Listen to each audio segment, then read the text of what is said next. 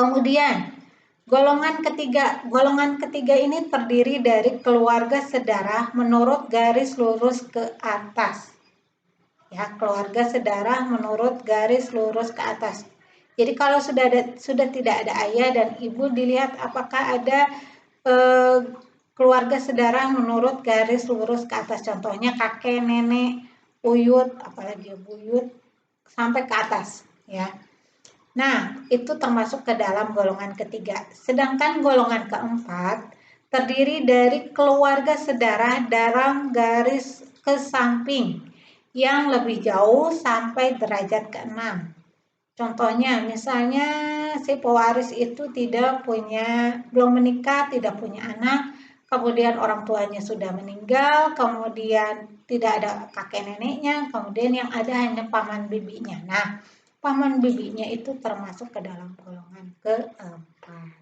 Ya, itu tadi ya, golongan pertama itu dasar hukumnya adalah pasal 852 BW yang menentukan bahwa anak-anak atau sekalian keturunan mereka biar dilahirkan dari lain-lain perkawinan sekalipun mewarisi dari kedua orang tuanya, kakek, nenek, atau semua keluarga sedarah mereka selanjutnya dalam garis lurus ke atas dengan tiada perbedaan antara laki-laki atau perempuan dan tiada perbedaan berdasarkan kelahiran lebih dulu. Mereka mewarisi kepala demi kepala jika dengan si meninggal mereka bertalian keluarga dalam derajat ke-1 dan masing-masing mempunyai hak karena diri mereka sendiri. Maka mewaris pancang demi pancang jika sekalian mereka atau sekedar sebagian mereka bertindak sebagai pengganti. Jadi golongan pertama ini kan menyatakan bahwa yang termasuk dalam golongan pertama itu janda atau duda tadi ya, beserta anak dalam garis keturunan ke bawah.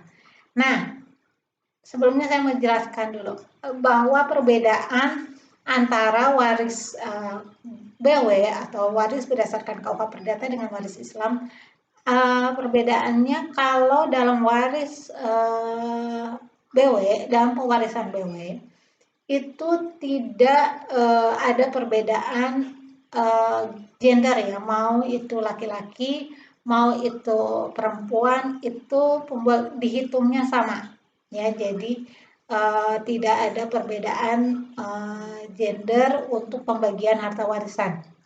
Jadi ketika si pewaris memiliki anaknya 2 perempuan, itu dianggap sama, atau misalnya anaknya 1 laki-laki 1 perempuan, itu pembagiannya sama ya.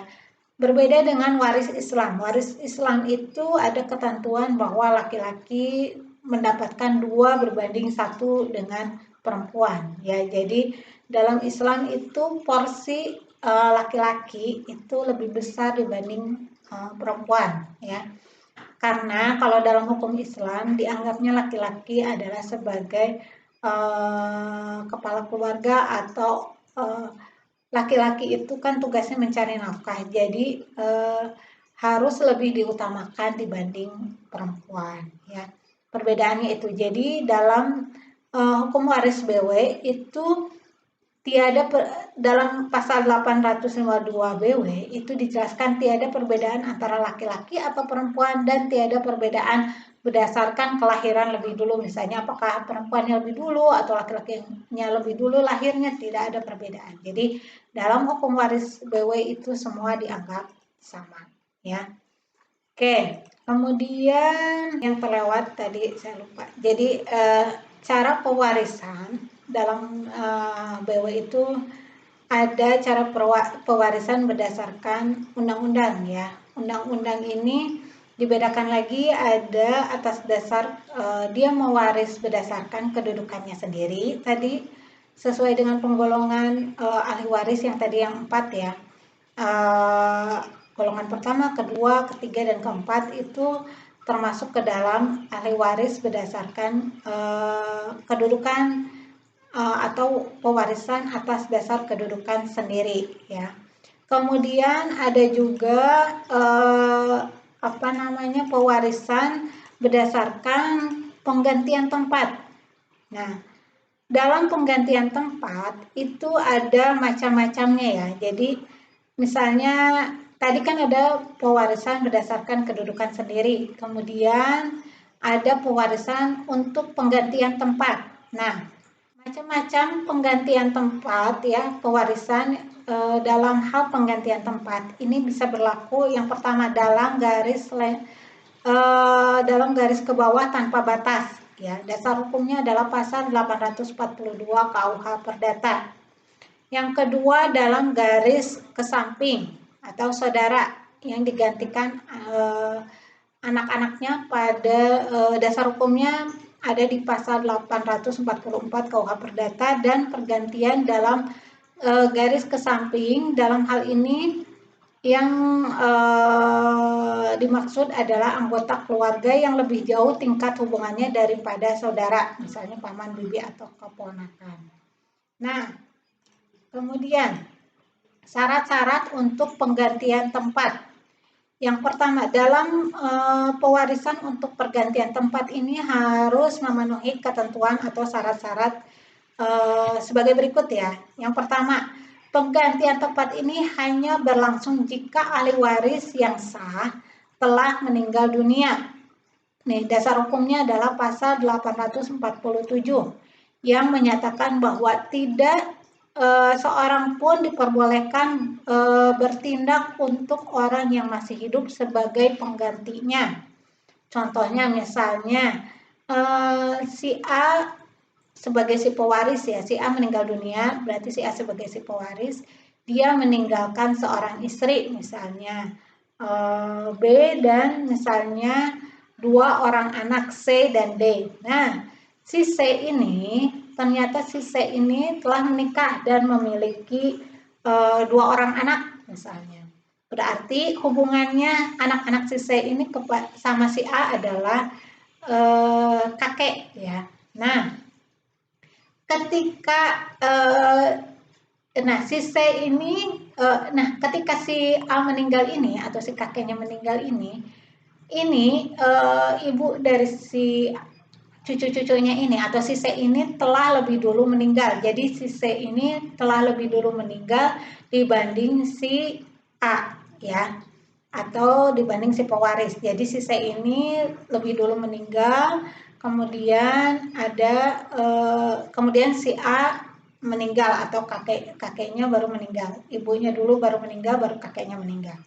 Nah, harta warisan yang jatahnya si C dari si A ini bisa digantikan tempatnya atau kedudukan si C ini digantikan oleh anak-anaknya atau oleh cucu-cucunya. Jadi yang nanti berhak menerima warisan adalah D, B, dan anak-anak si C. Kita sebut aja E dan F ya.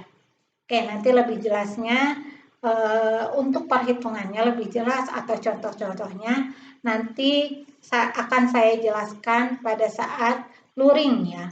Jadi itulah fasilitas yang bisa kita gunakan terutama dalam mata kuliah hukum waris ini adalah untuk perkuliahan luring ya, atau perkuliahan offline, karena di situ saya akan bisa membahas contoh-contohnya beserta hitungannya, karena untuk sistem pembelajaran satu arah atau melalui Zoom juga saya rasa kurang efektif ya kalau untuk menjelaskan mengenai waris.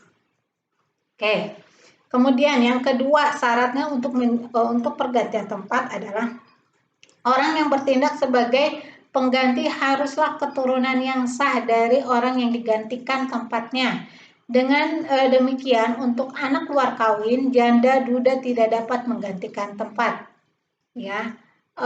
Kemudian, seorang pengganti haruslah memenuhi syarat sebagai ahli waris lainnya, yaitu yang pertama harus sudah ada dan masih ada ketika si pewaris meninggal dunia, tidak menolak warisan, bukan orang yang dinyatakan tidak patut menerima warisan.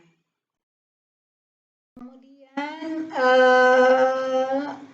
yang berbeda juga dengan sistem pewarisan secara Islam bahwa dalam sistem pewarisan KUH Perdata ini dikenal ada pewarisan untuk anak luar kawin.